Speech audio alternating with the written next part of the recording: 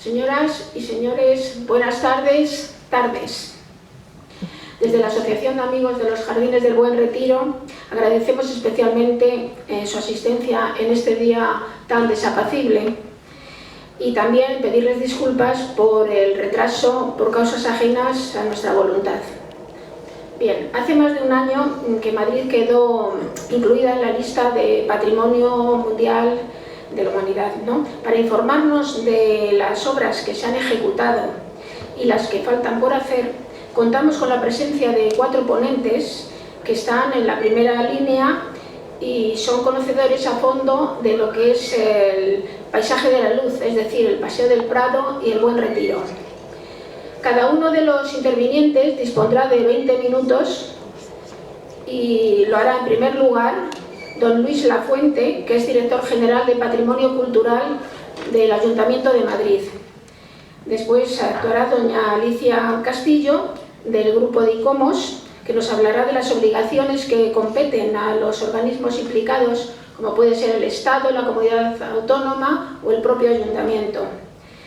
Estaba previsto a mí que venga doña Alicia Torija, pero todavía no ha llegado. Pero sí está don Alberto Tellería, que es arquitecto y vocal técnico de la Asociación de Madrid Patrimonio y Ciudadanía. Sin más, brevemente, con ello les dejo. Muchas gracias. Bueno, buenas tardes a todos. En primer lugar, agradecer la invitación de la Asociación de Amigos del Buen Retiro a participar en esta mesa en donde vamos a hablar, o hacer balance el día justo de víspera del Día del Patrimonio Mundial, el 16 de noviembre, que es el día en que se firmó la Convención de París de 1972, y precisamente cumple 50 años mañana esta convención, y con motivo de este aniversario, pues todos los sitios Patrimonio Mundial nos unimos también para celebrar y conmemorar la existencia no solo la existencia de la convención, sino su buen desarrollo y buenas prácticas que ha dado lugar, ¿no? Que quizás sea una de las convenciones internacionales con mayor número de Estados miembros que ha firmado, que forman parte, como Estados parte, y desde luego la más exitosa en el ámbito UNESCO, ¿no? Efectivamente, el pasado 25 de julio del año pasado, del año 21, pues quedó inscrito en la lista de Patrimonio Mundial por decisión unánime del Comité de Patrimonio Mundial, que era entonces candidatura que se presentó España, Comunidad de Madrid y por supuesto promotores del Ayuntamiento de Madrid, que era el Paseo del Prado y el Buen Retiro, un paisaje de las artes y las ciencias. De ahí, de candidatura, pasa a ser sitio inscrito en la lista de Patrimonio Mundial, y para el Ayuntamiento, lógicamente, pues fue una enorme satisfacción, alegría, porque, más que nada, llevábamos 7 años, las 3 administraciones juntas de la mano, Comunidad Autónoma, Ayuntamiento y el Ministerio de Cultura, para conseguir finalmente dicho objetivo, que estuviese inscrito en la lista de Patrimonio Mundial. Para Madrid era importante porque era la única capital de Europa Occidental en que no tenía ningún bien inscrito en la lista de Patrimonio Mundial como capital. Es verdad que la Comunidad de Madrid ya contaba pues, con el conjunto histórico de la Universidad y conjunto histórico de Alcalá de Henares, con el Palacio de Aranjuez y el sitio real de Aranjuez. También contaba con el monasterio del Escorial y otro bien natural que son los hayedos de la Sierra de Montejo. Pero la capital no tenía ninguna, ¿no? Y entonces, bueno, pues creemos que se cumplió también una deuda que sí había respecto con Madrid capital. Por otra parte, también fue una apuesta difícil, ¿no? Una apuesta difícil en el sentido de apostar por una tipología de bienes que estaba, bueno, que era al menos extraña. Era un paisaje cultural. Paisajes culturales, efectivamente, ya hay muchos en la lista de Patrimonio Mundial, a partir de los años 2000, en que la UNESCO da la voz de alarma de la sobrerepresentatividad en la lista de Patrimonio Mundial de ciertas categorías, como son los conjuntos históricos, los yacimientos arqueológicos de Europa Occidental, las catedrales y edificios religiosos o ciudades coloniales en América, etc. Bueno, también llamaba la atención de una serie de tipologías de bienes que no estaban tan representados y que debería de ahondarse mucho más en su declaración y trabajar en ese sentido, ¿no? Patrimonio industrial, los paisajes culturales y otro tipo de tipologías en el ámbito natural. Y bueno, pues nosotros no teníamos, España lo tuvo claro desde entonces, porque es verdad que a partir de entonces presentó sobre todo paisajes culturales y algún patrimonio industrial, como el puente de Vizcaya, pero luego la Sierra Tramontana, yacimientos arqueológicos de civilizaciones no representadas como los Omeya, Medina Zahara, los dólmenes de Antequera, que mezclaba el paisaje cultural con los restos arqueológicos, la Sierra Tramontana, otro paisaje cultural, y también trabajó otros paisajes culturales que no tuvieron tanta suerte, como puede ser La Rioja o bueno, pues el macizo de la Albera, en fin, se venía trabajando insistentemente en este tipo de bienes. Y así es lo que hizo Madrid, aquí de la mano de Mónica, experta en paisajes culturales, Mónica Luengo, pues decidimos orientar la candidatura de Madrid con esta nueva tipología. Es decir, un paisaje cultural, un jardín histórico, un paseo arbolado, establecido en un ámbito urbano, que eso le daba una mayor peculiaridad a este bien, ¿no? Eso, por una parte, era una apuesta fuerte para que pudiera llegar a buen fin, pero por otra parte era un gran reto porque ahí se planteaban otro tipo de cuestiones de si tenía ese valor universal excepcional y cómo lo representaba, sino también había que contentar otro tipo de preguntas respecto a la tipología, ¿no? Más teóricas quizás. Y bueno, pues al final, efectivamente, pues llegó a buen término y se consiguió la inscripción en la lista de Patrimonio Mundial. Por lo tanto, sí que fue una gran satisfacción para el Ayuntamiento. Y el Ayuntamiento, lo que sí tenemos, y por la experiencia también mía personal de otros bienes inscritos en la lista de Patrimonio Mundial, pues sabemos que este tipo de bienes, que suelen estar incluidos o encardinados dentro de un ámbito urbano, pues tienen una serie de problemáticas que son comunes a todos, ¿no? Llámense yacimientos arqueológicos en ciudades, llámense conjuntos históricos, llámense paisajes culturales urbanos. Y sabemos que es un reto bueno, pues el asumir este tipo de compromiso de preservar ese valor universal excepcional, pero no para siempre. O sea, lo bueno es que la ciudad tiene que asumir que esto es un reto ya para siempre, ¿no? Ponerte a trabajar siempre buscando que esos valores universales excepcionales se mantengan, se preserven y gestionar y lidiar con el día a día, que no es poco dentro de una ciudad grande, pero bueno, en una ciudad también como Madrid en nuestro caso, ¿no? Lo bueno del expediente es un expediente moderno, efectivamente, ya con unas en donde la convención está muy desarrollada, hay unas guías operacionales muy desarrolladas también, con lo cual pues el expediente era bastante completo, contenía no solo ya toda la normativa de protección del bien en cuestión, sino también tenía un plan de gestión. Un plan de gestión donde es una especie de guión que nos iba a indicar pues cómo actuar a partir de entonces, ¿no?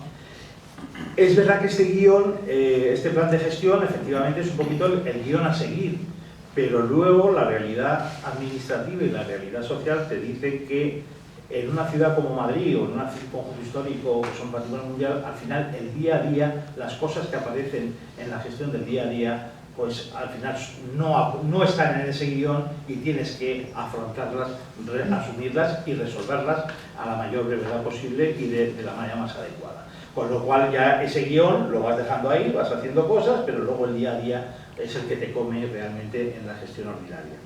Y un poco en esa estamos, ¿no? En el Ayuntamiento de Madrid, pues prácticamente ya incluso antes de la propia inclusión en la lista de Patrimonio Mundial, empezamos a desarrollar ese guión, pues temas como el plan de comunicación, la organización interna del ayuntamiento, en fin, una serie de medidas que podéis ir tomando aunque no seas patrimonio mundial. Una vez que lo eres, pues ya sigues desarrollando el resto de ellos. Nosotros ahora, un poquito ante la pregunta, ¿y ahora qué? yo creo que esa pregunta, bueno, ya nos lo hicimos aquí en esta casa justo el 26 o el 27 de julio del año pasado, ¿no? Cuando a los 2 días por la semana de estar inscritos, ¿no? Bueno, ¿y ahora qué? Pues efectivamente ahí es ponerte a trabajar un poco sabiendo ya que tienes otra perspectiva, que tienes un bien que es reconocido por la UNESCO como que tiene un valor universal excepcional y que es patrimonio de la humanidad, ¿no? Eso no es que otorgue más protección jurídica, no, porque al final la Convención se basa en la protección jurídica que los países nacionales, los Estados parte, otorgan con su legislación nacional. Pero sí tienes otras miradas y tienes una responsabilidad ante un órgano superior. Digo superior en cuanto a implantación, es decir, ante la UNESCO, que es un organismo internacional, ¿no? Y ahora tenemos que dar cuenta, efectivamente, ante este organismo. Bien, entonces, en esa estamos, desde ese momento, en esa estamos, y bueno, hemos hecho muchas cosas, pues se ha hecho muchas cosas. ¿Se pretende que todo esté perfecto al día siguiente? Error, o sea, hay que ser consciente de que hay que trabajar para que todo esté perfecto. Pero conseguirlo todo en un momento dado, yo lo dudo, por una experiencia de 35 años en el Ministerio llevando la Convención de Patrimonio Mundial, todavía no puedo decir que un conjunto histórico de España ni del mundo esté en perfecto orden, porque siempre surgen cosas, unos pueden estar en mejor condiciones que otros y eso hay que tender a que el tuyo esté en la mejor predisposición de la conservación, pero desde luego pretender que ya tengo todo resuelto, ya está, pero vamos, ni conjuntos históricos, ni la Catedral de Burgos, que es un elemento solo, o la Casa Batlló, no. Siempre surgirán cosas y siempre habrá más que hacer, sobre todo en campos como la difusión, la educación patrimonial, etc. O sea que siempre te quedan cosas por hacer. Entonces tienes que ser muy consciente de eso para no venirte abajo. Más que nada, armarte de moral y de valor para poder afrontar esto y seguir desarrollando cosas sabiendo que es cuestión de mejora, de ir haciendo cosas, pero que van y sin que te importe que vayan surgiendo otro tipo de cosas en el día a día o en el propio plan de gestión en que tienes que reforzar, renovar, etcétera, ¿no? Y bueno, pues esa es un poquito la actitud con que el Ayuntamiento ha afrontado esto, ¿no? El plan de gestión en la candidatura, bueno, estaba establecido en 3 líneas estratégicas.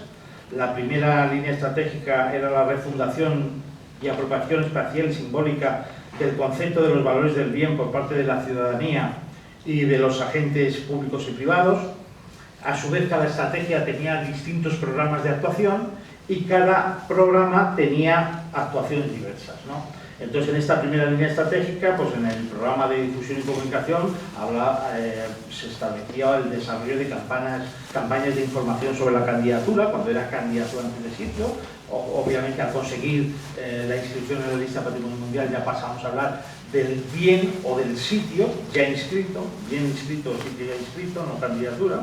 Y esto seguimos haciendo este tipo de candidaturas, sobre todo en los días señalados, ¿no? Los días señalados para nosotros son 3, especialmente el día 18 de abril de monumentos y sitios, el día 25 de julio por la declaración del sitio como Patrimonio de la Humanidad por parte de la UNESCO. Si bien luego en el certificado te fijas que aparece la fecha del 31, pues cuando se aprueba el informe final de todas las decisiones, pero realmente a Madrid le tocó el 25 de julio, el patrón de España, de Santiago, y mi cumpleaños, por eso yo insisto en el 25 de julio. Y luego también el día 16 de noviembre, que es mañana es el día del Patrimonio Mundial, de los bienes Patrimonio Mundial, el aniversario de la Convención, 50 años, y bueno, pues lo celebramos. Y mañana pues no solo tenemos en el día de hoy esta actividad como preludio en la víspera, sino que mañana por la mañana haremos una visita tanto de las autoridades como por la tarde de los miembros del Consejo Cívico y Social al Centro de Interpretación del Paisaje de la Luz, que abrimos en Cibeles, en el Parque de Cibeles, yo creo que en una semana. Y luego, por la tarde, la Comunidad de Madrid ha organizado en la Fábrica del Águila pues, un encuentro de los sitios Patrimonio Mundial de Madrid, tanto el Escorial como Juez y Alcalá de Henares, y nosotros, yo participaré yo mismo también en una mesa redonda, un poco debatiendo el papel de las administraciones también en otro foro con otras personas, ¿no?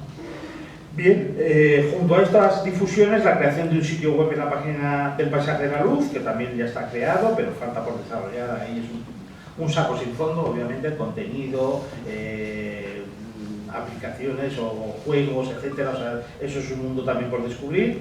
Información en línea sobre el patrimonio monumental y arquitectónico, que estamos también contratando para repasar la web Monumenta y enfocándola a Monumenta Madrid y enfocándola al Paisaje de la Luz como nuevo elemento fundamental.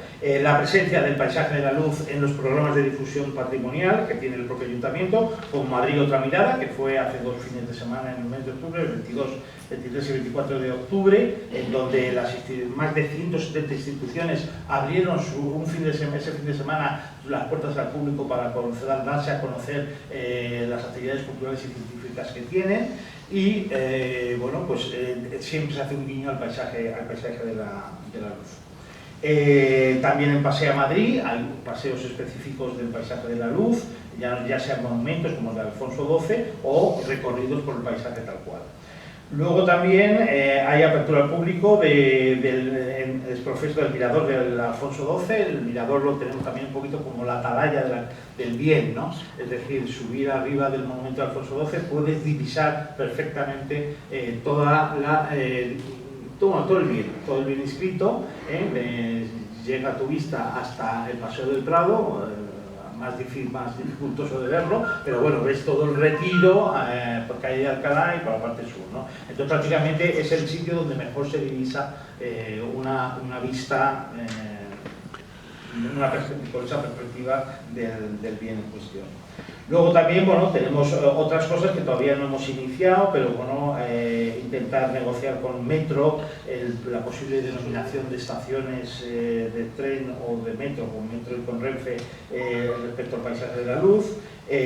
También hemos tenido encuentros con profesionales turistas para darles cursos de formación a la hora de difundir el Paisaje de la Luz entre los turistas, con los voluntarios y los guías turísticos. También crear el centro de interpretación en el Palacio de Cibeles, que como digo, mañana lo visitaremos y bueno, pues pronto será de acceso público a todos los ciudadanos. Y también la presencia del Paisaje de la Luz en una serie de ferias, sobre todo la última feria del libro. El stand del ayuntamiento pues era específico del Paisaje de la Luz y vamos a seguir trabajando en esta línea, ¿vale? Y también el de Fitur, ¿no? La feria de turismo. Luego el segundo programa era un programa de actuación en ciencia, educación y sostenibilidad de la enciclopedia, la Wikipedia Mediana Prado, en donde se han hecho diversos talleres de Wikipedia, con sesiones presenciales, online, para distintos ámbitos e instituciones del Paisaje de la Luz, para aprender a editar en Wikipedia pues, contenidos relacionados con el Paisaje de la Luz. Ya la verdad es que por primeros 118 artículos subieron más de 90 elementos del Paisaje de la Luz y ha tenido más de 1.800.000 visitas, ¿no? Con lo cual ha sido un verdadero éxito. Actividades educativas en el Parque del Retiro y en Madrid en los tiempos de Carlos III. También hemos aprovechado para hacer los años monográficos de difusión del patrimonio, como el año Sabatini o este año que hemos dedicado el año a Mariano Benlliure, pues las actividades relacionadas con estos dos autores también se relacionan con el Paisaje de la Luz y hablamos de monumentos que están, tanto de Sabatini como de Benlliure, que están dentro del ámbito del Paisaje de la Luz. Otra idea que tenemos es la estudiar el posible título honorífico de embajador del Paisaje de la Luz. El tercer programa, Madrid Libro Abierto, pues son actividades educativas organizadas en grupos con temáticas diseñadas para estudiantes de 3 a 16 años, formación profesional incluida, de las escuelas públicas y privadas del Ayuntamiento que dependen del Ayuntamiento de Madrid. También estamos trabajando en esto. El Hábitat Madrid dirigido al público en general, para desarrollar a medio plazo. O sea, no siempre son actividades que puedas realizar en un plazo corto, ¿no? O que tienen un largo desarrollo en el tiempo, ¿vale? Exposiciones sobre el paisaje de la luz, también ya hemos tenido varias de ellas, entre ellas la del COAM que realizó en el Paseo del Prado hace un mes escasamente, con paneles informativos sobre los elementos arquitectónicos más emblemáticos del paisaje de la luz.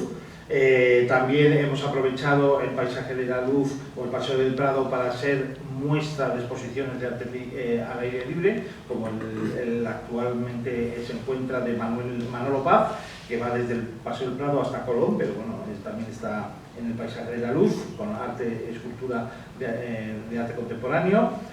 La Biblioteca Eugenio Trías también ha escogido exposiciones sobre el Retiro, el paseo de coches, de fotografía, Foto España, Casa de Vacas aquí también, si no exposiciones, también conferencias y demás. Biblioteca Digital Memorial Madrid y Paisaje de la Luz, en Memoria de Madrid,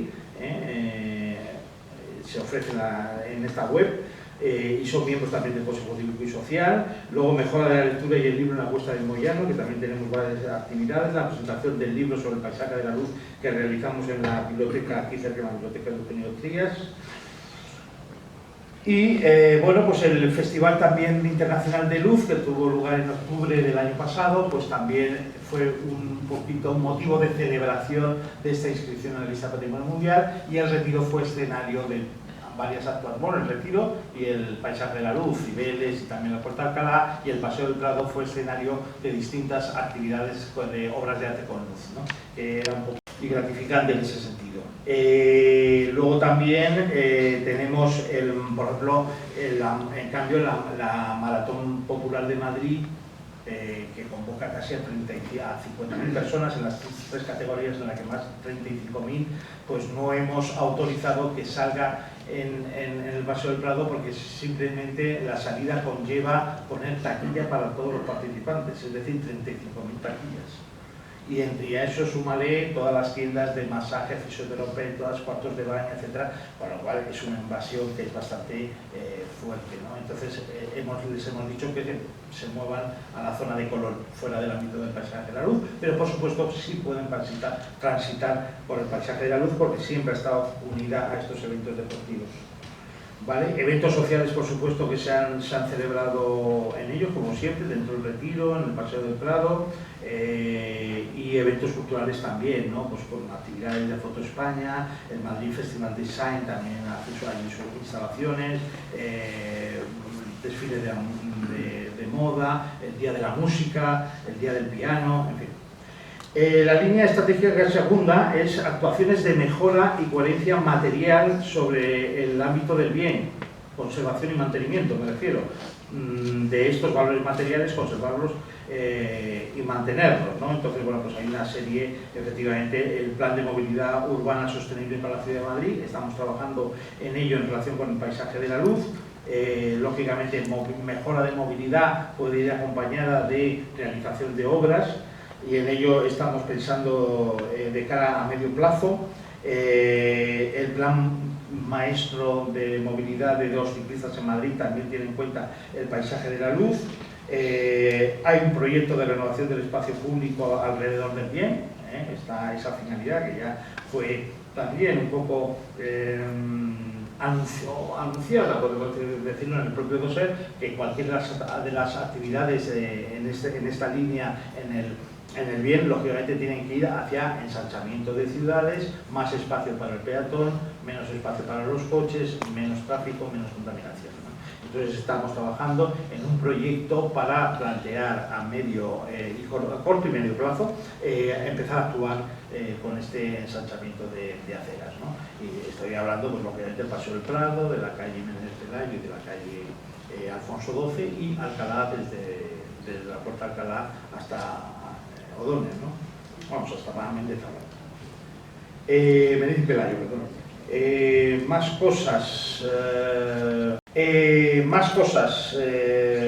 Bueno, sostenibilidad de zonas verdes. Se acaba de aprobar el plan de gestión del Retiro. También hay un plan de arbolado de Madrid, bueno, pues tanto para el Paseo del Prado como ahí. De todas maneras, son documentos todavía que tienen que ponerse en vigor. también pensamos que a lo mejor el plan de gestión del retiro, que este solo obedece a los aspectos para la gestión del patrimonio verde, del patrimonio natural, creemos que tiene que haber un plan director que entronque todo lo natural y lo cultural, porque al fin los jardines históricos esos son fruto de la cultura y de la naturaleza. Entonces, bueno, pues todo está por mejorar también. Luego la restauración de monumentos también hemos realizado varias actuaciones, incluso ya presentado el bien en la lista de patrimonio mundial, se han hecho sin saber todavía, porque tardamos 2 años en saber su inscripción. Pues restauramos la estatua de la Fuente de Apolo, la estatua del Doctor Cortezo, impermeabilizamos y limpiamos Cibeles y Neptuno, la Fuente de la Alcachofa, el saneamiento de los humedales del Mirador de Alfonso XII, que hemos acabado hace unos meses, y está pendiente otras cosas, como la Fuente del Ángel Caído, el obelisco del Paseo del Prado, etc. Y esta semana hemos acabado el General Martínez Campos de Mariano Benlliure, aquí en el mismo retiro, que quitaremos el andamio pues, este fin de semana.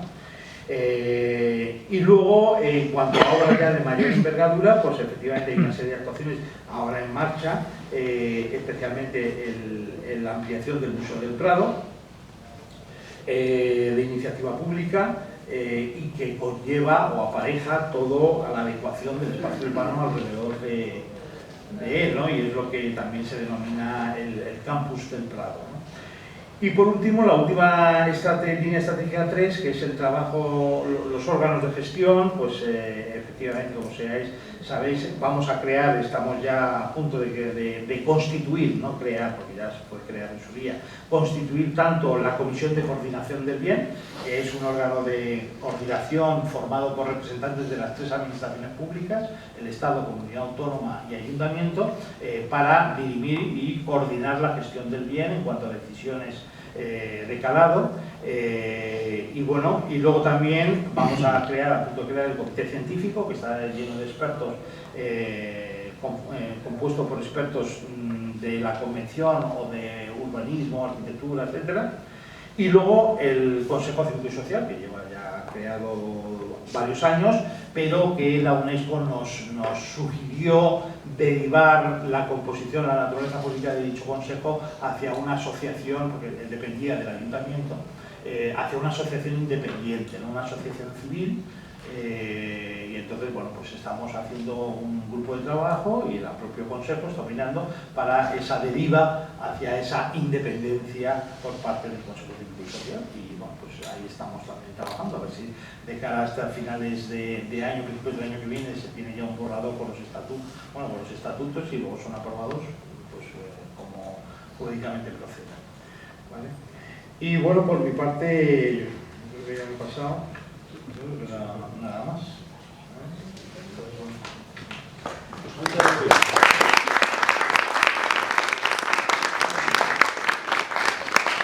Entonces me toca, ¿no? Bueno, pues primero daros las gracias a la asociación de aquí de los Jardines del Retiro, y bueno, a Mónica, que se acordará de mí, a los compañeros de la mesa, por supuesto a Luis con su intervención. Y también, bueno, felicitaros porque una asociación ponga en marcha un evento como este y haga una jornada sobre un tema que a los que estamos aquí en esta mesa nos interesa mucho, que son los temas de patrimonio, y que yo creo que no son los únicos, ¿no?, que afectan a un entorno como puede ser el Retiro, como puede ser un barrio de una ciudad, pero sin lugar a dudas es algo de mucho interés. Yo me estaba mirando un poco el programa, le comentaba, y me tocaba por intervención hablar un poco de las administraciones y del rol que éstas tenían, ¿no? Un poco es lo que he entendido que se esperaba que os contáramos. Yo, antes de meterme un poquito más en esto, porque sí, me parece interesante, y creo que además, estando una asociación civil aquí, puede hablar de otros temas, como la participación, pues viendo todo lo que has contado, Luis, y que me parece interesantísimo, y que teniendo en cuenta que desde julio aquí ni siquiera ha pasado un año, pues son muchas actividades, deseo profundamente que entre los planes que incluyáis, además del renosuelo, tengamos pronto un plan de participación ciudadana y un plan de ordenación de lo que es la comunicación con las asociaciones y con los cuerpos civiles, más allá de organismos específicos, porque eso sería muy bueno Y igual que planificamos el cambio de suelo, de seto, de forma, creo que es muy oportuno, y la experiencia lo va diciendo, dar también un orden a esta parte de la sociedad civil.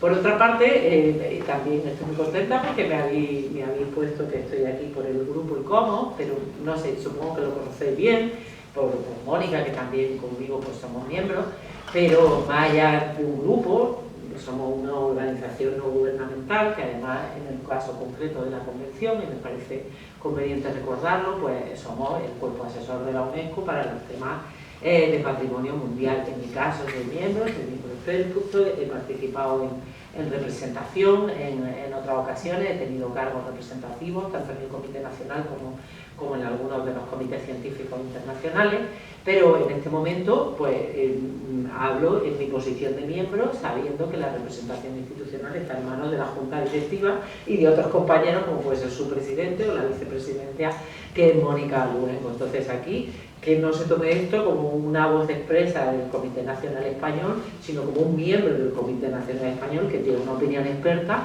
y que además respeta mucho sus órganos constitutivos y representantes por el valor que tienen.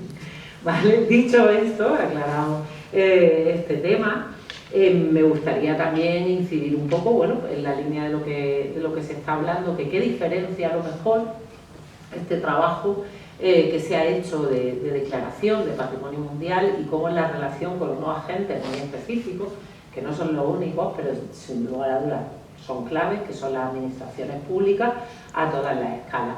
A mí me parece que una ciudad como Madrid está muy acostumbrada al trabajo interadministrativo, porque bueno, tenemos la característica de ser la capital de España, con lo cual el Estado siempre está presente, la mayoría de ministerios están, no todos los ministerios están en Madrid, están ubicados en Madrid, tenemos la característica de ser una ciudad grande, con lo cual tenemos también un ayuntamiento muy potente y por supuesto somos de una región que no somos muy grandes en territorio, pero somos más de 8 millones de habitantes y tenemos una comunidad autónoma. Las labores de coordinación o los trabajos de coordinación hasta esta escala han sido relativamente, son habituales en esta ciudad. Hay montones de comisiones, la propia Comisión Local de Patrimonio existe mucho antes que existiera una declaración específica de bien, pero como esta, están las de urbanismo, están de medio ambiente y un etcétera, donde obligatoriamente, como mínimo, gobierno regional y ayuntamiento se sientan en la mesa, pero habitualmente también se sienta el Estado. ¿Qué nuevo elemento diferencial encontramos aquí? Bueno, yo creo que el toque especial del concreto y lo que ha dado lugar a este espacio o a la Declaración de Patrimonio Mundial es la Convención Internacional y las obligaciones que eso nos lleva a un ámbito que ya es supraestatal. O sea, ya no solo tenemos un compromiso a las distintas escalas administrativas a las que estamos acostumbradas, sino que también tenemos a un organismo internacional, la ONU, que es la UNESCO, a través de la aplicación de una convención. Me parece que esto ha tenido como valor añadido que ha obligado o ha hecho necesario, más que obligar, o como consecuencia del deseo, a sentar particularmente para la gestión de este sitio a las 3 administraciones y para pensar en cómo la aplicación de esa declaración, que como digo es de índole internacional, pues tiene que ponerse en marcha y ejecutarse en cuanto a las medidas que ahí nos hemos comprometido, se han comprometido las partes de las administraciones. Ese valor añadido se ve a través de este comité que habéis creado, esta coordinación, y que sin lugar a dudas tiene que ponerse en marcha o ya está en marcha, pero desde luego con mayor capacidad ejecutiva, de manera que las responsabilidades se repartan de una manera donde tanto el ayuntamiento, que no tiene las competencias directas en patrimonio cultural, pero que sí tiene la capacidad gestora y es el órgano gestor, pues se sienta también amparado y respaldado en una comunidad autónoma que tiene las competencias en patrimonio de muchos de los buenos de los bienes y del territorio, y también en un Estado que como Ministerio de Cultura, y además el que habla con UNESCO, porque en la UNESCO solo hay una silla y en la del Estado, pues puedan ejercer con mayor, digamos, fluidez sus relaciones y amparo entre ellos. Desde esta escala internacional me parece también interesante, pues igual que veíamos a escala local, nos contaba Luis, que a la hora de trabajar los setos o esos adoquines no puede trabajar solo la dirección general que él representa en este momento, que es la de patrimonio, sino que tiene que ponerse en contacto con patrimonio urbano, con jardines, con bueno, otros múltiples departamentos que muestran la complejidad de la ciudad. Creo que también tenemos que dimensionar la convención en el contexto internacional de la ONU y de la propia UNESCO. Y parece muy interesante, y que creo que puede ser un respaldo y un apoyo entender la convención desde esa perspectiva y las medidas que podemos llegar a adoptar. Estoy pensando, por ejemplo, en todo el compromiso con lo que es la Agenda 2030, ¿no? Por ejemplo, a partir de la aplicación de la Convención de Patrimonio Mundial, no solo estamos poniendo en marcha esta convención, sino que integralmente la UNESCO tiene el expreso deseo de que todos los objetivos que esta agenda pone en marcha sean considerados a todos los niveles. No sé bien si se ha trabajado en la línea de objetivos de desarrollo sostenible, pero yo creo que, por ejemplo, para el contexto de este paisaje, podría ser muy interesante destacar aspectos en este sentido. Eso a escala UNESCO, pero a escala también de la Unión Europea tenemos nuestra bajada, ¿no?, de esta Agenda 2030, como puede ser el Pacto Verde, ¿no?, que parece muy interesante, especialmente para ambientes urbanos, o la New European Bauhaus, que es otra dimensión que también está muy pensada para este tipo de espacios. A mí me parece que desde la escala más local, o más local si queréis, desde esa mirada que va desde el ayuntamiento hasta esta escala internacional, es muy útil pensar en esa convención de una manera multidimensional con respecto a todos los instrumentos que se relacionan con ella y que tienen que ponerse en marcha. A nuestra escala más del ente gestor, pues ¿qué le toca? Pues le toca, yo creo que un esfuerzo ímprobo de coordinación, no solo con lo que está declarado, sino con el entorno urbano en el que se inserta la ciudad de Madrid. Antes veníamos de una charla más centrada en temas de participación, o bueno, en el que estábamos sobre todo centrados en esos aspectos, y veíamos, bueno, como temas como, no sé, pueden ser apartamentos, pueden ser cambios en la ciudad, no se pueden dimensionar solo desde el espacio hecho por una declaración de un bien cultural, sino que tienes que ver en la ciudad de Madrid, o el turismo, la planificación turística no se puede hacer específicamente para el paisaje de la luz o por el tal, porque estamos en un paisaje urbano y indudablemente va permeando con otras muchas estrategias que se están llevando a cabo por el ayuntamiento. Esto también lo digo porque a veces yo cuando pienso en los planes de gestión y lo difícil que es su ejecución, y eso que comentabas, ¿no?, de que el 70% del tiempo se te va en el día a día y luego tienes ahí un 25% que puedes ir como cumpliendo los hitos de estos planes o de estas estrategias que estamos obligados a poner en marcha. A mí me parece que lo más importante de las administraciones en este momento es tener esa capacidad de optimizar recursos y de no solapar estrategias. Observamos con demasiada habitualmente cómo se hacen estrategias en paralelo y pensando incluso en positivo. O solapamos funciones entre las distintas administraciones o responsabilidades de los departamentos de los ayuntamientos, ¿no?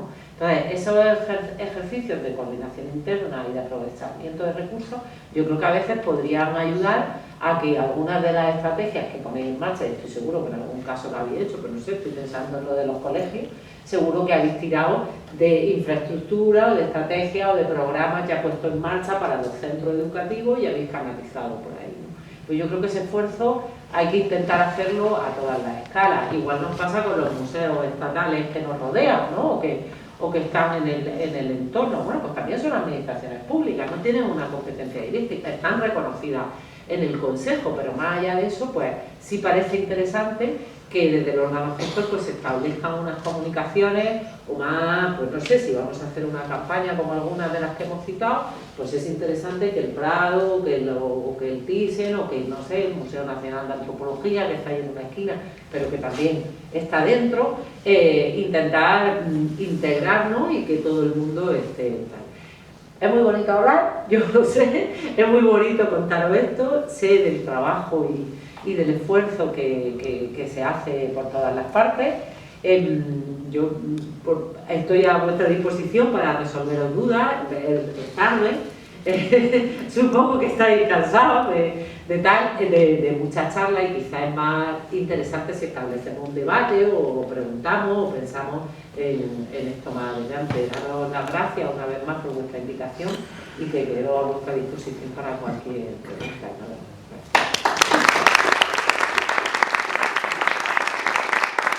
Bueno, buenas tardes a todos. Bueno, gracias también por haber venido. La verdad es que el día no es, y la hora también es un poco tardía. Yo vengo en principio como en representación de la participación ciudadana.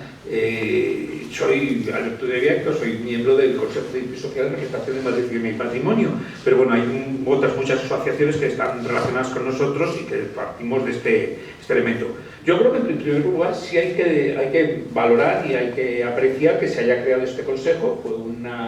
En realidad es un consejo que casi de un modo natural, tras el convenio de Faro, tras las últimas medidas que establecen el papel de la ciudadanía en el patrimonio. Hay que tener en cuenta que el patrimonio está formado por aquellos bienes por los que la ciudadanía tiene especial aprecio. Es la propia ciudadanía la que da el valor al patrimonio, sin contar con que el propio patrimonio es propiedad de la ciudadanía. O sea que en ese esto está bien, pero creo que es un consejo que nació disfuncional.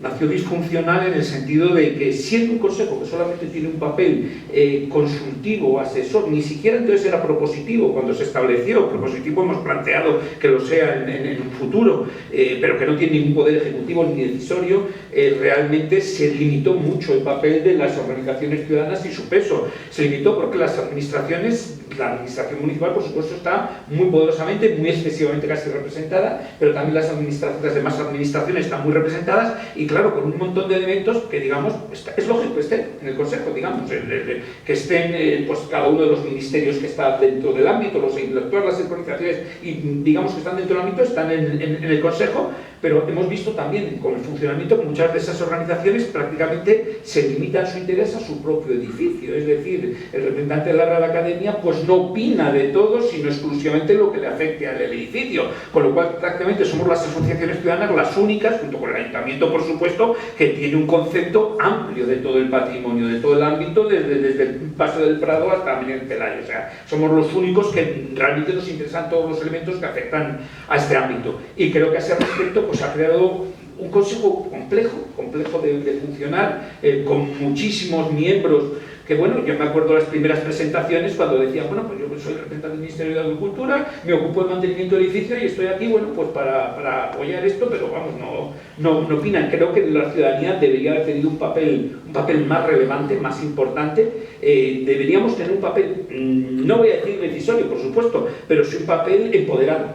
Digamos que cuando tú estás en un órgano donde se te puede escuchar, pero no puedes imponer en ningún modo tu opinión de ninguna manera, ni siquiera, pues realmente nos acabamos transformando en un órgano que, bueno, es oír sin escuchar. Simplemente tenemos la posibilidad de tener la palabra, pero no opinar nada. Por ejemplo, tú ayer mismo has citado un montón de actos que ha habido en este tiempo. Falta la manifestación en Pelayo contra el aparcamiento gigantesco bajo el Hospital del Niño Jesús. Entre los actos, un acto precisamente ciudadano, un acto que no está organizado como la vuelta ciclista desde las administraciones, ni eso, un acto puramente popular que viene a decir pues que la ciudadanía en algunos casos habla, y sin embargo, por ejemplo, el Consejo ha sido casi muy renuente a manifestarse al respecto de esto. Hemos logrado que en el último acta se cite mínimamente que planteamos el riesgo que supone para el patrimonio las posibles afecciones de la construcción de este aparcamiento sobredimensionado, que claro, lo que nos preocupa no es el aparcamiento, sino su sobredimensionamiento, y que claro, eso no ha tenido casi ni efecto ni repercusión fuera del Consejo. Entonces es un tema que creemos que el Consejo tiene que elaborarse hacia una participación ciudadana más potente, por supuesto, procurando incluso esa participación, animando a otras asociaciones, a otros organismos sociales y ciudadanos a participar de este Consejo, y dándole también una posibilidad de representación más acorde con lo que supone la ciudadanía. Yo he visto los estatutos de la nueva asociación, y ya de antemano por las asociaciones ciudadanas van a tener 2 representantes en la Junta Directiva, mientras que el Ayuntamiento, la Comunidad y el Estado ya tienen 6. Con lo cual ya volvemos a un papel en el que volvemos a ser comparsas que parece que la organización del Consejo Cívico y Social es mala para dar la imagen de que se está atendiendo a la ciudadanía, que para atender realmente a la ciudadanía. Y creo que además todos hemos estado en un papel, por supuesto somos críticos, pero somos propositivos y creo que positivos. O sea, yo me acuerdo simplemente hubo un momento de crisis cuando los informes decían que no se veía la relación entre el Salón del Prado y el Retiro, y yo mismo planteé que pues hay una relación, porque cuando el Salón del Prado se colapsa y se deja de usar como salón, precisamente se construye el paseo de coches para trasladar ese uso al Retiro. O sea, digamos, hasta cierto punto el Retiro se transformó en una réplica de lo que había sido el Salón del Prado dentro del parque para poder ejecutar esa función que era un elemento inmaterial que era importante y que establecía de nuevo esa relación entre esos bienes. Que fíjate que siempre hemos sido positivos para establecer las cosas que se pudiesen hacer, y creo que no se nos ha tenido en cuenta esa valoración y siempre se nos ha visto un poco como enemigos de la administración. Si no podemos ser los enemigos, si somos la administración, vamos, la administración es nuestra administración, si lo que queremos es apoyar. Es verdad que quizá tenemos más prisa y que entendemos que la administración es complicada de mover, muy pesada, una maquinaria muy pesada. A mí me preocupa de nuevo también los estatutos nuevos, que me parece que reproducen demasiado esa maquinaria administrativa. Si uno de los grupos de trabajo propone algo, tiene que ser aprobado por la directiva, por la junta directiva, y luego tiene que ser aprobado en la Asamblea General, y la Asamblea General va a ser una vez al año, con lo cual digo, madre mía, o sea, es que si propones algo, no vas a poder proponer algo para un mes, vas a tener que proponer todo para el año siguiente, lo que me parece muy complicado. Es una maquinaria poco adecuada para que esto tenga agilidad. Creo que es un defecto que viene, bueno, pues sí, la administración en efecto es muy complicada de manejar, en este caso más, porque además el ayuntamiento tiene muchos departamentos, no están, me has hablado de una coordinación, me parece interesantísimo, o sea, plantear que estos departamentos puedan coordinarse, me parece, desde luego muchas de las cosas que han dicho son muy positivas, creo que tenemos que apoyarnos en esas cosas positivas, pero intentar también limar las cosas negativas. Desde luego creo que la ciudadanía debería tener las plataformas ciudadanas, las representaciones ciudadanas, más peso. Fíjate que en ese mismo consejo se establece que los ciudadanos individuales, en los nuevos estatutos, que los ciudadanos individuales tendrán un representante con voz pero sin voz. Por Dios, pero si ya tenéis 6 y vais a dar los 2, por lo menos darle voto a ese representante. No puede ser que los ciudadanos no tengan un voto. Ya lo sé que es un borrador, ya no lo vamos a decir nosotros. No, ya lo sé que no lo vaya a decir. Están hechos con la sugerencia que hizo la gente que escribió y sugirió. Yo fui uno de los que sugirió en lo primero, y precisamente sugerí muchas de estas cosas, y he visto, por ejemplo, que lo propositivo, que yo lo dije, que tenía que tener un poder propositivo. Hay que decidirlo, y lo tenéis que decir vosotros, no yo. Claro, bueno, lo tenemos que decir nosotros, claro, entre todos, pero en un Consejo Cívico y Social donde sois mayoría absoluta, con lo cual, si a la hora de constituiros, ya sois vosotros los que decidís. ¿Cómo queréis ser? Yo he visto que las 3 vicepresidencias, 2 vicepresidencias ya se están planteando para esto. Quiero decir que los estatutos los va a votar un Consejo Cívico y Social que tenéis mayoría. Esos estatutos no vamos a poder las asociaciones decir esto no nos gusta y hay que cambiarlo. Va a ser la mayoría del Consejo Cívico y Social la que supone, con lo cual el actual Consejo Cívico y Social dominado por el Ayuntamiento va a aprobar unos estatutos que pueden mantener esa mayoría del Ayuntamiento. Vamos a ver, la aprobación de los estatutos será por la mayoría que decida esa nueva asociación como quiera aprobar los estatutos. No tiene nada que ver con el órgano que hay ahora. Y ahí os vais a constituir vosotros y vais a decidir cómo queréis que sea. ¿Qué ha hecho el Ayuntamiento? Ha dicho, hago unos borradores de estatutos, se hicieron los borradores de estatutos, se repartió. ¿Quién tiene sugerencias? Sugerencias, había sugerencias totalmente contradictorias, como decía blanco y otro negro. Y nosotros, ¿qué ponemos? Blanco o negro, pon blanco y negro, y luego ya veremos. O sea, los estatutos ahora es para mirarlos con pinzas, porque efectivamente no están nada aprobados. Y ahí están todas las ideas que han surgido. Y ahora, poner en orden todo eso es lo que nos va a costar mucho. Bueno, pues puede que cueste mucho, pero si tú lees los estatutos realmente no notarás que se esté logrando esa independencia que pedía la UNESCO. Para nada. Tú lees esos estatutos. Pues nosotros queremos la independencia y yo me temo que esa independencia puede llevar a la inactividad, porque ¿quién asume la secretaría? Es mi gran temor. No, yo entiendo que hay muchos problemas. Si yo he visto los estatutos y ¿quién va a convocar? ¿Quién va a hacer una asociación? Yo estoy en una asociación y sé lo complicado que es mover la asociación, la junta directiva y el problema de todas estas cosas, y yo lo entiendo, pero quiero decirte que teniendo en cuenta que estamos buscando una independencia, por eso no te preocupes que ese propio borrador no habla de independencia. De las 3 vicepresidencias, 2 están del Ayuntamiento de la Comunidad, de los consejos, en los grupos de trabajo, 2 de los conciliarios van a ser también a nombramiento del Ayuntamiento. Prácticamente todo el Ayuntamiento mantiene en ese borrador no tenemos ningún interés. Pero es verdad que están así, un poco puesto como borrador, pero a partir de ahí discutir y debatir, a ver si llegamos a un acuerdo, porque somos mucha gente. Y y luego que funcione efectivamente, pero vamos, ¿no? De que la instrucción de la UNESCO fue clarísima. Enhorabuena, felicidades por haber creado el Consejo Cívico y Social. Ahora, yo le daría más independencia, ¿vale? No más poder y empoderamiento y capacidad de decisión, no, porque estamos a mitad de pública. Vamos a ser solamente propositivos y asertivos, ni tenemos poder y en esa línea se mantiene ninguna de las dos cosas vamos a tener, o sea, no vamos a poder ni definir ni ejecutar eso técnico en efecto, somos un órgano consultivo prepositivo, por eso me parece que hay que intentar ser generoso y decir, bueno, vamos a escucharlos, que ellos opinen con libertad, porque como luego ni siquiera estamos obligados a seguir lo que digan, por lo menos vamos a dejarles hablar con libertad, pero no vamos a ser nosotros los que normalmente proponemos y aprobamos nuestras propuestas y por lo tanto no lo vemos y lo pensamos todo, porque es que al final es cómo está funcionando ahora. Entonces yo, vamos a ver, yo el viernes estoy en otra mesa y voy a proponer que se cree un consejo en el Ayuntamiento de Aranjuez. Pero en efecto, tenemos que lograr unos consejos donde la ciudadanía pueda ser escuchada con más libertad. Y este consejo, en efecto, están las fundaciones. Hay todo tipo de asociaciones. Hoy mismo Carmen ha dicho, bueno, tú no respetas a todas las asociaciones, piensas que está la Asociación de Hosteleros.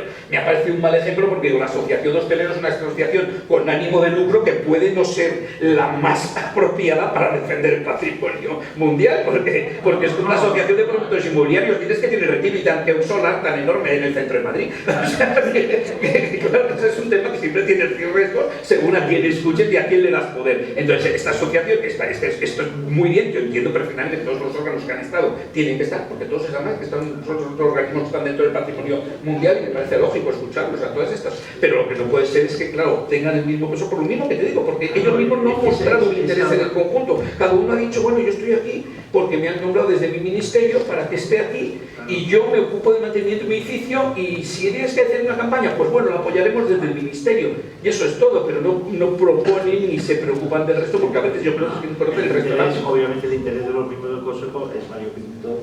Claro, muy buena noche y el día, gente muy interesada y gente que está ahí por estar o gente que ni siquiera está, simplemente quiere que esté en la lista pero ni siquiera va a las reuniones ni demás. Pero otro de los temas que hemos tenido inconveniente es quién tiene voz y voto. ¿Todo el mundo o las instituciones? ¿Qué pasa con los particulares?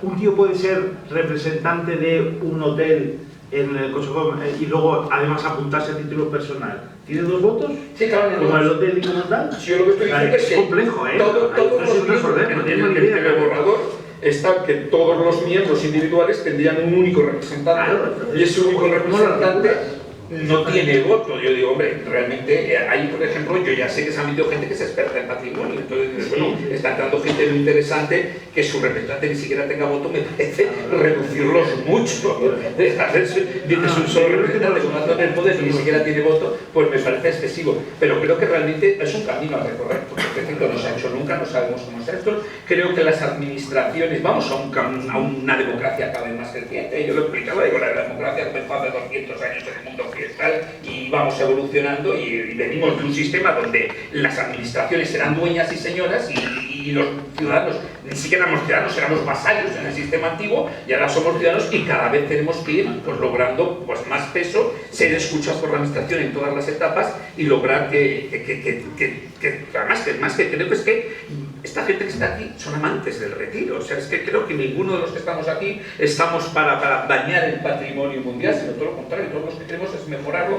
Quizá, en efecto, tengamos visiones distintas, quizá todos tenemos cierto problema de querer salvar el alma o nuestra memoria individual de lo que tenemos de este sitio y eso va a ser un tema muy conflictivo, pero hay muchos temas en los que tenemos que ser escuchados y entendidos y teniendo en cuenta que estamos representando pues al final a la ciudadanía de Madrid. Y bueno, yo creo que con este rollo pues he terminado. Alberto, muchas gracias.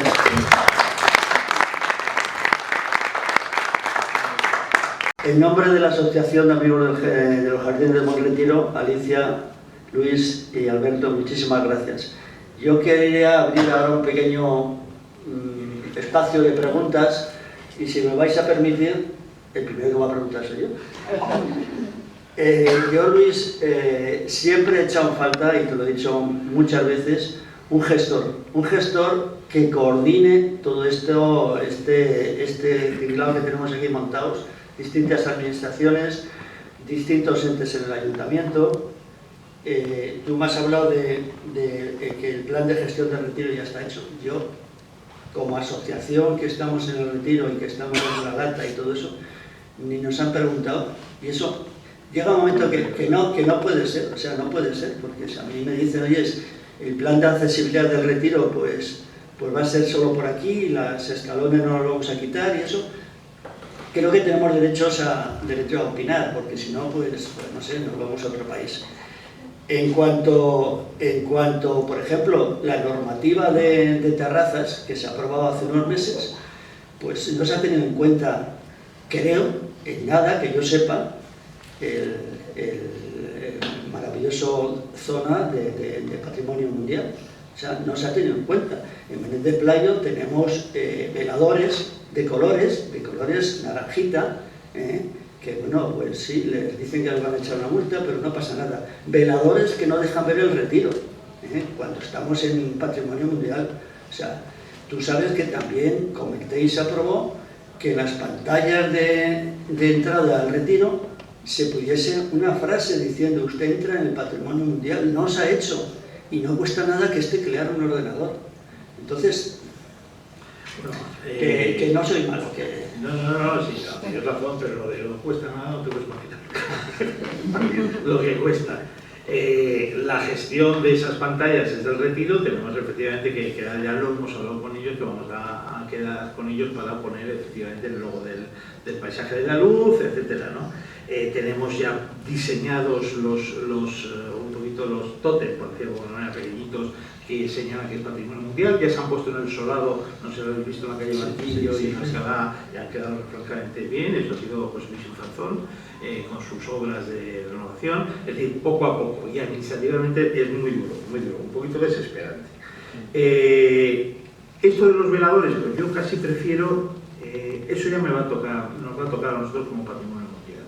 Es decir, dentro de las concesiones que hemos dicho, efectivamente, hay un mundo de terrazas que tiene su propia normativa y bueno, ya veremos cómo lo tenemos que abarcar jurídicamente, ¿no? Pero es verdad que las terrazas dentro del ámbito del paisaje de la luz deberían ser de una manera especial, y se ha conseguido, ¿no?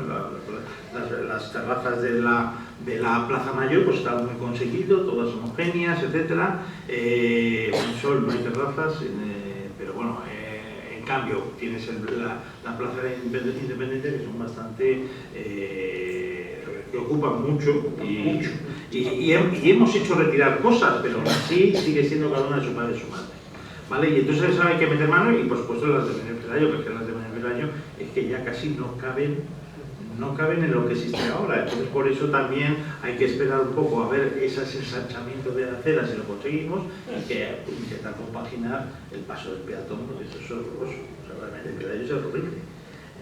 Bien, eso por una parte. Por otra parte, el plan director, yo creo, no sé si está en periodo de información pública, creo recordar, es un plan de gestión que han hecho los de medio ambiente, no han contado con nosotros, por eso echamos de menos que el aspecto cultural no esté. Es un plan de gestión vegetal, por decirlo de alguna manera, o sea, el patrimonio natural, pero yo echo de menos que me parece a mí un documento incompleto, porque un jardín histórico es lo uno más lo otro, es todo, ¿no? Entonces, bueno, pues no han tenido en cuenta a nosotros, pero no porque hayan hecho todo sin tener en cuenta, sino porque solamente han considerado hacer la gestión vegetal. Entonces, bueno, pues están ahí, pero yo no sé si estaban en el periodo de información pública. Enteraros a ver con claridad y tal, pero no. Necesitamos un director de orquesta. Y lo del director de orquesta, pues puede ser uno de las soluciones de la gestión, pero conociendo, yo soy funcionario del Estado, trabajo mucho en el Ministerio de Cultura, pero también en la Comunidad de Madrid, y conociendo ahora el Ayuntamiento que llevo estos últimos 4 años, es una administración muy peculiar, es muy grande, es más que muchos ministerios, el Ayuntamiento de Madrid, en cuanto al número de funcionarios, presupuesto y demás, pero es muy peculiar. Es muy peculiar. Tiene de muchos autocontroles, yo creo que innecesarios, hay muchas entidades extrañas que mandan mucho. O sea, claro, los distritos, yo no me lo he encontrado nunca, ni lo del Estado tiene esa administración periférica, ni la Comunidad de Madrid, que es muy provincial, tiene administración periférica, y en cambio aquí pues están los distritos, que es una especie, bueno, con una serie que tiene todas las competencias. Y luego es un poco, por decirlo de manera, vertical, ¿no? Y luego estamos las áreas horizontales, cultura, deportes, tal y cual. Y entonces es difícil de compaginar. Luego tienes mucho, cada área tiene gente muy especializada en ese área. Entonces yo para el paisaje de la luz necesito expertos en fuentes, en iluminación, en obras públicas y vías de conservación, en cartelería y señalética, por supuesto en patrimonio, en cultura, en parques, gestión de parques. Y entonces, claro, eso es impensable que una unidad del ayuntamiento contenga todo eso. Entonces, la solución es o la creas, o bien hay una unidad que tutele y coordine y autorice todo eso, pero con ese plan director que ilumine a todos y que sepan a qué atenerse, pues no te lo hago. Yo, en principio, conociendo el percal y la organización, me inclino más por esta segunda opción, que llevará su tiempo, ¿vale? Pero bueno, estamos en ello. Es verdad que yo, desde que estoy, desde que es Patrimonio Mundial, se me incrementa el trabajo muchísimo, por varios motivos, pero especialmente por autorizar todas las actividades que hay dentro del... ¿Y el presupuesto se te ha aumentado? Bueno, se me ha aumentado, pero no por Patrimonio Mundial, sino por patrimonio. Que yo quería una unidad que trabajase en patrimonio, que invirtiese en patrimonio, fuese la Dirección General de Patrimonio y no todas las demás direcciones menos patrimonio. Pero es que para hacer las cosas necesita el dinero. Claro, se necesita un incremento presupuestario y de dotación de agencia de personas. Sí.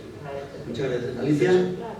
Sí, no, bueno, yo a mí me surgía, ¿no?, la curiosidad de los canales, ¿no?, lo difícil que es establecer, porque a veces estamos preocupados por los canales de comunicación externos, ¿no?, a la entidad local, pero bueno, el propio Luis con su explicación de los distritos, del tal, o sea, la complejidad también interna de que te llegue la información, porque muchas veces las cosas no están, por ejemplo, ese ejemplo que has puesto de...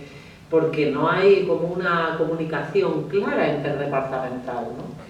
Y quizás, pues bueno, a lo mejor otro de los grandes esfuerzos, tampoco sé bien, porque sin personal, sin RPT, sin presupuesto, o sea, sin un presupuesto, a ver, destinar a alguien o que alguien esté pendiente un poco de lo que hacen los otros departamentos. O sea, ¿cómo, mi pregunta era un poco, y siempre lo que lo planteo, ¿cómo podéis vosotros estar informados de todo ese tipo de medidas que a lo mejor toma el patrimonio urbano, que se toma desde... Porque no damos abasto, ¿no? ¿Cómo de acceder o cómo... Sí, al final... No hay un canal fácil que tú te puedas meter en el ayuntamiento. ¿Esto aprobó este departamento? Pregunto, no lo sé, porque por transparencia eso no está obligado. Pues... no, o sea, sí... Bueno, los concursos, claro, tú no puedes estar atento a qué hace el ayuntamiento diariamente los concursos. Bueno, a lo mejor acá hay 70 obras que empiezan cada día.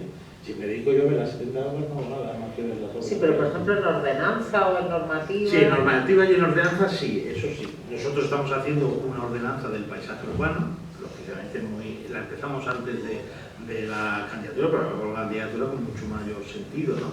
Y entonces ahí el paisaje urbano, el paisaje cultural urbano sí que tendrá un protagonismo, ¿no? Habrá tanto el patrimonial como el paisaje de la luz tendrá su título específico, ¿no? Su regulación específica, ¿no? Pero eso sabemos que dura 5 años. Pero no podemos estar de brazos cruzados hasta dentro de 5 años que lo aprueben. Vamos trabajando en eso y sabiendo que, bueno... Porque esta ordenanza tiene que pasar por información de todo. todo. Hacer un texto, luego información de todas las áreas, luego información pública, hacer muchas observaciones, coges unas, tienes que justificar por luego coges las otras, etc. Y todo eso, pues eso al final una ordenanza te dura más de una legislatura. Luego es un poco absurdo porque una legislatura es un periodo legal para hacer las leyes, ¿no? En el municipio y no es así, ¿no? Y entonces, bueno, pues eso es claro, ya como funcionario pues te vas aprendiendo cómo actúa la administración y bueno, pues tienes que ser muy optimista y muy... Sí, porque Muchas gracias, Alicia, muchas gracias. ¿Entre vosotros hay alguna pregunta?